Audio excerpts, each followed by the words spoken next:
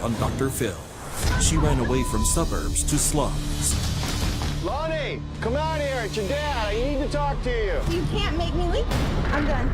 Their daughter needs help, She was arrested for heroin. Did you bail her out? Yes. but so do the parents. You guys aren't ready. You're hiding stuff from your husband. She's not hiding anything from me. Well, She told us that she did, so she's either lying to us or she's lying to you. Now, Loni finally made it here. the intervention. I'm a heroin addict. I could say it. Are you an addict? no, I'm not. You are a liar, Mom. Loni, your mom is not a drug addict. Were you addicted to painkillers? She doesn't want the world to know. Say it. Let's do it. Have a good show, everybody. Here we go. I hate to see people suffering, and you've hurt long enough. Stand by, Dr. Phil. I'm going to get you the help that you need. 5, 4. This is going to be a changing day in your life.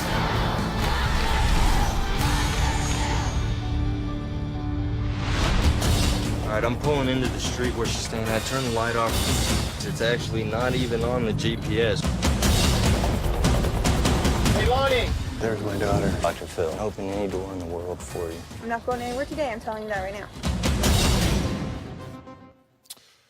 Well, that was Brandon once again trying to save another addict's life. Can you believe that 10 years ago, right here on this stage, we made television history with the first ever on-air drug intervention on Brandon?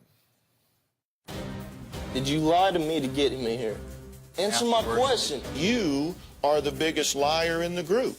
You lie to your father, you lie to your mother. That's the pot calling the kettle black, my friend. Brandon, I know you want Don't help. talk to me.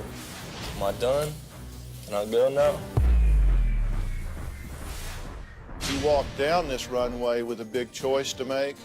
Now he's going to walk back up it today. Let's welcome Brandon.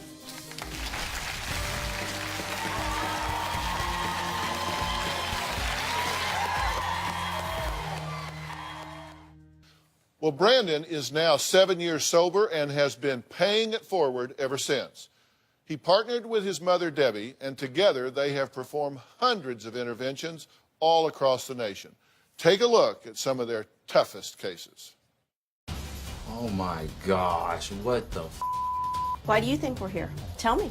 We're all gonna run in there behind her. JL, hold on. We went in, attempted to intervene on jail, and she went into a full-blown meth psychosis rage. You don't even know me. No, I don't know. So then how are you going to sit here and tell me I'm out of my mind? Because I've been where you're at. I don't care about your life and your sad sob story, and I don't even want you here. Help me! Call 911. Say hello to Debbie and Brandon. They are here with me now.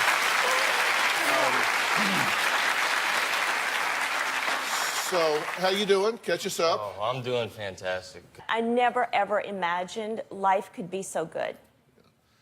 And actually, when I say that you guys are paying it forward, you guys have been doing interventions. You've been helping us with interventions.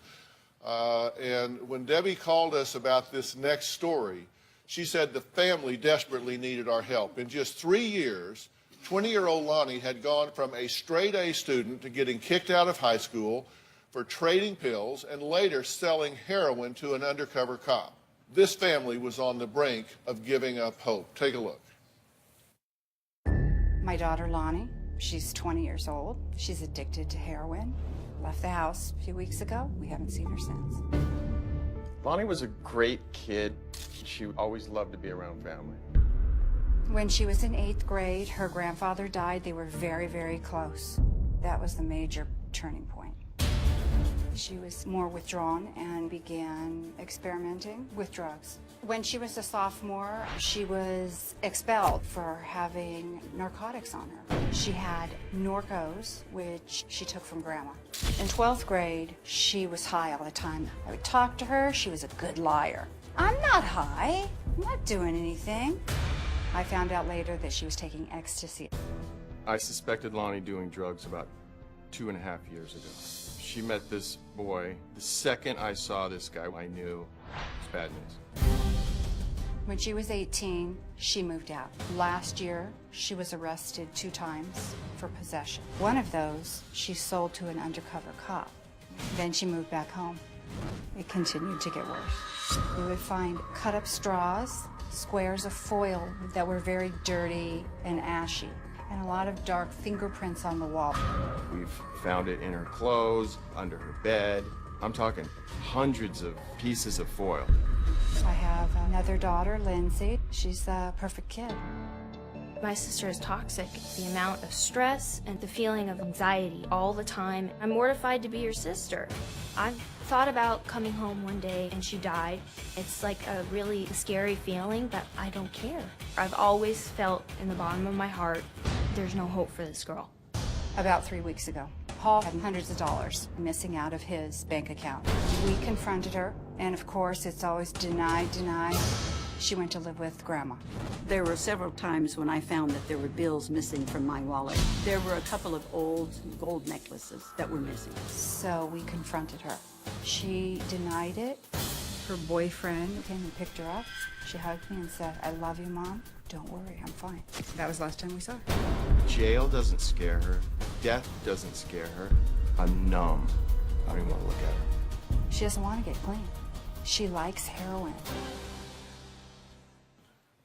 How is it that you have a daughter that is a heroin addict, 2 felonies pending, hanging out with druggies?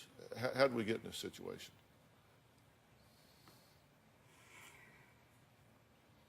I just think it started from school, hanging in the environment that she was hanging out with. She wanted to be on the outside and just be around terrible environment. Kids that had no direction, no goals. But why? She has very low self-esteem. Why?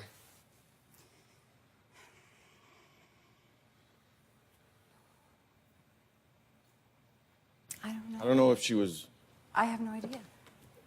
We've always told her how beautiful Okay, she was. let me stop y'all here for a minute. This is important to me. Have you No, I not given know. any thought to this? Oh, of course. Because I'm asking, you're going like, well, that never occurred to me that somebody's going to ask me how we got to this point. I need you to come full present here right now. I don't mess around. If she wants to be a drug addict, I am her worst damn nightmare. Because let me tell you, I will haunt her ass till the end of the world. Okay? You have no idea. And I ask you a question, and you're just kind of staring off like you're in shock. I listen to what you say, and you say, I'm done. I'm through with it. And if that's true... It's not true. I mean, I'll do anything for then my why daughter. did you say that? If you're not in this deal, then you need to excuse yourself, because I'm getting ready to deal with your daughter, and I can't have anybody dragging their feet or anybody that's not committed to it. I have a philosophy, and you need to adopt it and embrace it. And it is this. You never, ever surrender to the disease. There were 6 times that I personally could have given up on him, 100 times that Doug and Debbie could have given up on Brandon, but they didn't. I've interviewed him on this stage. I've interviewed him in an orange jumpsuit in the Harris County Jail, and his mother was driving around not knowing she had black tar heroin hidden in her car because he had left it in the console. Okay? You didn't invent this problem, but you have it. So there has to be a sense of urgency here. I may never see her other than today.